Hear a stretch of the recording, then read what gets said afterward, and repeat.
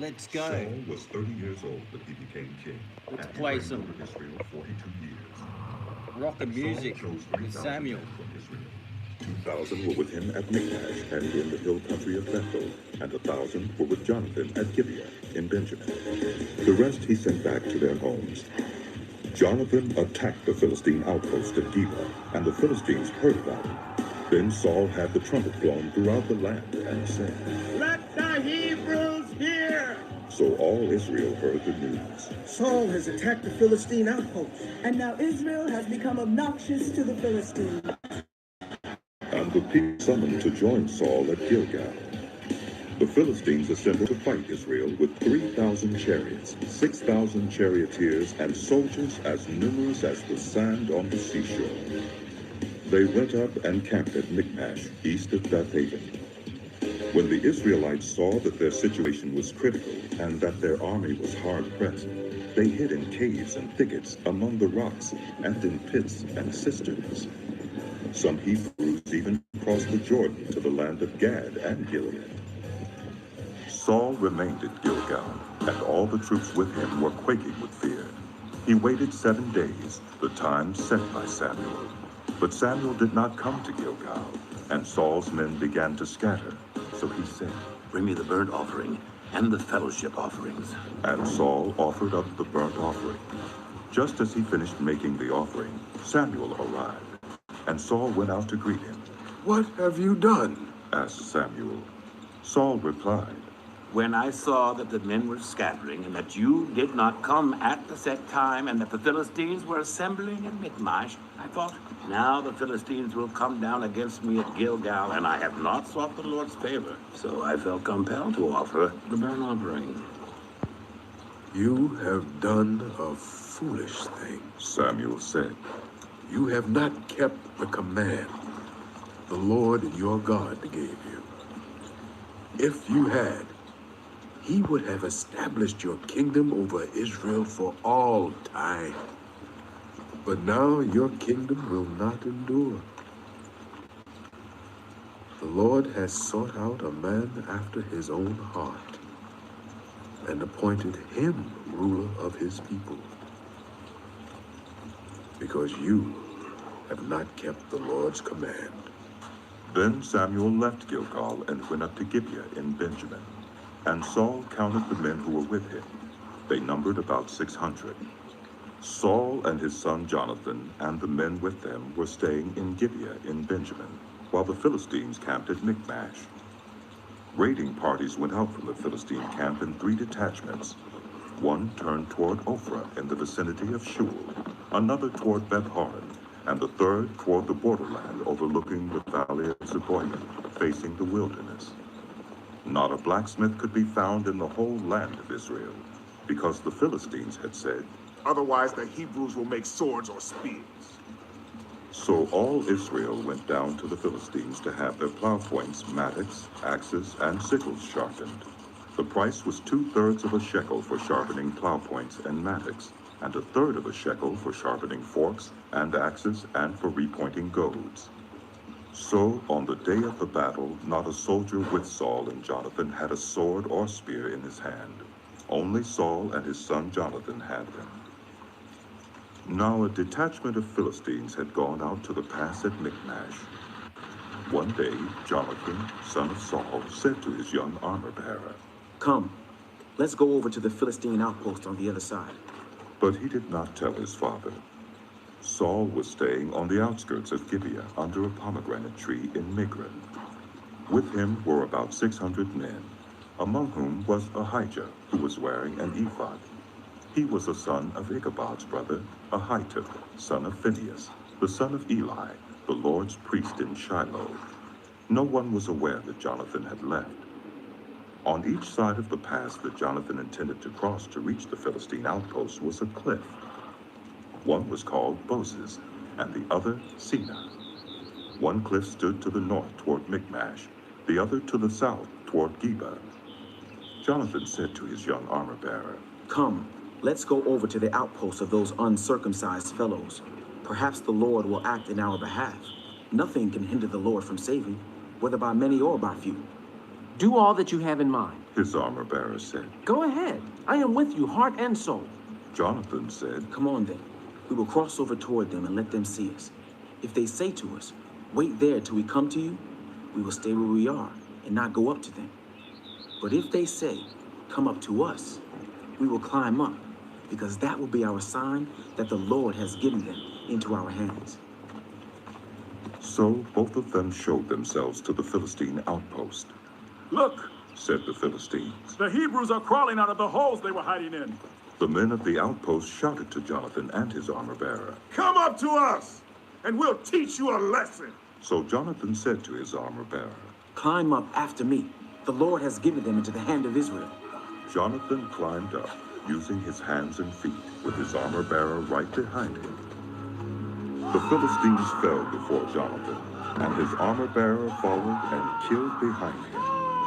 In that first attack, Jonathan and his armor-bearer killed some 20 men in an area of about half an acre. Then panic struck the whole army, those in the camp and field, and those in the outposts and raiding parties, and the ground shook. It was a panic sent by God. Saul's lookouts at Gibeah in Benjamin saw the army melting away in all directions. Then Saul said to the men who were with him, Muster the forces and see who has left us. When they did, it was Jonathan and his armor-bearer who were not there. Saul said to Ahijah, Bring the ark of God. At that time, it was with the Israelites. While Saul was talking to the priest, the tumult in the Philistine camp increased more and more. So Saul said to the priest, Withdraw your hand. Then Saul and all his men assembled and went to the battle. They found the Philistines in total confusion, striking each other with their swords. Those Hebrews who had previously been with the Philistines and had gone up with them to their camp went over to the Israelites who were with Saul and Jonathan. When all the Israelites who had hidden in the hill country of Ephraim heard that the Philistines were on the run, they joined the battle in hot pursuit. So on that day, the Lord saved Israel, and the battle moved on beyond Beth-aven. Now the Israelites were in distress that day, because Saul had bound the people under an oath, saying, Cursed be anyone who eats food before evening comes, before I have avenged myself on my enemies. So none of the troops tasted food. The entire army entered the woods, and there was honey on the ground. When they went into the woods, they saw the honey oozing out, yet no one put his hand to his mouth, because they feared the oath. But Jonathan had not heard that his father had bound the people with the oath, so he reached out the end of the staff that was in his hand and dipped it into the honeycomb. He raised his hand to his mouth, and his eyes brightened. Then one of the soldiers told him, Your father bound the army under a strict oath, saying, Cursed be anyone who eats food today. That is why the men are faint. Jonathan said, My father has made trouble for the country. See how my eyes brightened when I tasted a little of this honey? How much better it would have been if the men had eaten today some of the plunder they took from their enemies. Would not the slaughter of the Philistines have been even greater? That day, after the Israelites had struck down the Philistines from Michmash to Ajalon, they were exhausted. They pounced on the plunder, and taking sheep, cattle, and calves, they butchered them on the ground and ate them, together with the blood. Then someone said to Saul, Look, the men are sinning against the Lord by eating meat that has blood in it. You have broken faith. He said. Roll a large stone over here at once. Then he said, Go out among the men and tell them, Each of you bring me your cattle and sheep, and slaughter them here and eat them. Do not sin against the Lord by eating meat with blood still in it. So everyone brought his ox that night and slaughtered it there. Then Saul built an altar to the Lord. It was the first time he had done this. Saul said, Let us go down and pursue the Philistines by night and plunder them till dawn, and let us not leave one of them alive. Do whatever seems best to you. They replied. But the priest said, Let us inquire of God here. So Saul asked God, Shall I go down and pursue the Philistines? Will you give them into Israel's hand?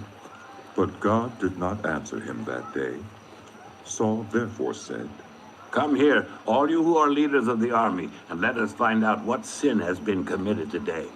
As surely as the Lord who rescues Israel lives, even if it lies with my son Jonathan, he must die. But not one of them said a word. Saul then said to all the Israelites, You stand over there. I and Jonathan, my son, will stand over here. Do what seems best to you, they replied. Then Saul prayed to the Lord, the God of 10 Israel. minutes is enough. Why have you not answered your servant today? If the fault is Josh. in me or my son Jonathan, respond with Urim. But if the men of Israel are at fault, respond with Thummim. Jonathan and Saul were taken by lot, and the men were cleared. Saul said, Cast the lot between me and Jonathan, my son. and Jonathan was taken. Then Saul said to Jonathan, Tell me what you have done. So Jonathan told him. I tasted a little honey with the end of my staff, and now I must die. Saul said, May God deal with me, be it ever so severely, if you do not die, Jonathan. But the men said to Saul, Should Jonathan die? He who has brought about this great deliverance in Israel? Never.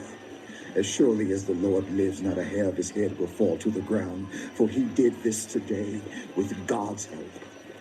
So the men rescued Jonathan, and he was not put to death. Then Saul stopped pursuing the Philistines, and they withdrew to their own land. After Saul had assumed rule over Israel, he fought against their enemies on every side.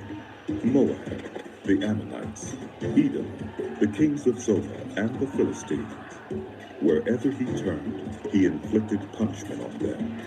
He fought valiantly and defeated the Amalekites, delivering Israel from the hands of those who had plundered them. Saul's sons were Jonathan, Ishvi, and Malchishua. The name of his older daughter was Miriam, and that of the younger was Michal. His wife's name was Ahinoam, daughter of Ahimaaz. The name of the commander of Saul's army was Abner, son of Ner, and Ner was Saul's uncle. Saul's father Kish and Abner's father Ner were sons of Abiel. All the days of Saul there was bitter war with the Philistines, and whenever Saul saw a mighty or brave man, he took him into his service. Samuel said to Saul, I am the one the Lord sent to anoint you king over his people Israel. So listen now to the message from the Lord. This is what the Lord Almighty says. Message of the Lord. I will punish the Amalekites for what they did to Israel when they waylaid them as they came up from Egypt. Now, go attack the Amalekites Read the and Bible quickly with me. destroy all that belongs to them. Do not spare them. Put to death men and women, children and infants, cattle and sheep, camels and donkeys. So Saul summoned the men and mustered them at Tulaim, 200,000 foot soldiers and 10,000 from Judah. Saul went to the city of Amalek and set an ambush in the ravine. Then he said to the Kenites, Go away, leave the Amalekites so that I do not destroy you along with them, for you showed kindness to all the Israelites when they came up out of Egypt. So the Kenites moved away from the Amalekites. Then Saul attacked the Amalekites all the way from Havilah to Shur, near the eastern border of Egypt. He took Agag, king of the Amalekites, alive, and all his people he totally destroyed with the sword. But Saul and the army spared Agag, and the best of the sheep and cattle, the fat calves and lambs, everything that was good. These they were unwilling to destroy completely, but everything that was despised and weak, they totally destroyed. Then the word of the Lord came to Samuel. I regret that I have made Saul king, because he has turned away from me and has not carried out my instructions. Samuel was angry, and he cried out to the Lord all that night. Early in the morning, Samuel got up and went to meet Saul, but he was told, Saul has gone to Carmel. There he has set up a monument in his own honor and has turned and gone on down to Gilgal. When Samuel reached him, Saul said, The Lord bless you. I have carried out the Lord's instructions. But Samuel said, What then is this bleating of sheep in my ears? What is this lowing of cattle that I hear? Saul answered, The soldiers brought them from the Amalekites. They spared the best of the sheep and cattle to sacrifice to the Lord your God, but we totally destroyed the rest. Enough! Samuel said to Saul, Let me tell you what the Lord said to me last night. Tell me. Saul replied. Samuel said, Although you were once small in your own eyes, did you not become the head of the tribes of Israel? The Lord anointed you king over Israel, and he sent you on a mission saying, Go and completely destroy those wicked people, the Amalekites. Make war on them until you have wiped them out. Why did you not obey the Lord? Why did you pounce on the plunder and do evil in the eyes of the Lord? But I did obey the Lord. Saul said, I went on the mission the Lord assigned me. I completely destroyed the Amalekites and brought back Agag, their king. The soldiers took sheep and cattle from the plunder, the best of what was devoted to God, in order to sacrifice them to the Lord your God at Gilgal. But Samuel replied, Does the Lord delight in burnt offerings and sacrifices as much as in obeying the Lord? To obey is better than sacrifice, and to heed is better than the fat of rams. For rebellion is like the sin of divination, and arrogance like the evil of idolatry. Because you have rejected the word of the Lord, he has rejected you as king. Then Saul said to Samuel, I have sinned. I violated the Lord's command and your instructions. I was afraid of the men, and so I gave in to them. Now I beg you, forgive my sin and come back with me so that I may worship the Lord. But Samuel said to him, I will not go back with you. You have rejected the word of the Lord, and the Lord has rejected you as king over Israel. As Samuel turned to leave, Saul caught hold of the hem of his robe, and it tore. Samuel said to him, The Lord has torn the kingdom of Israel from you today, and has given it to one of your neighbors, to one better than you. He who is the glory of Israel does not lie or change his mind, for he is not a human being that he should change his mind. Saul replied, I have sinned, but please honor me before the elders of my people and before Israel. Come back with me so that I may worship the Lord your God. So Samuel went back with Saul, and Saul worshipped the Lord.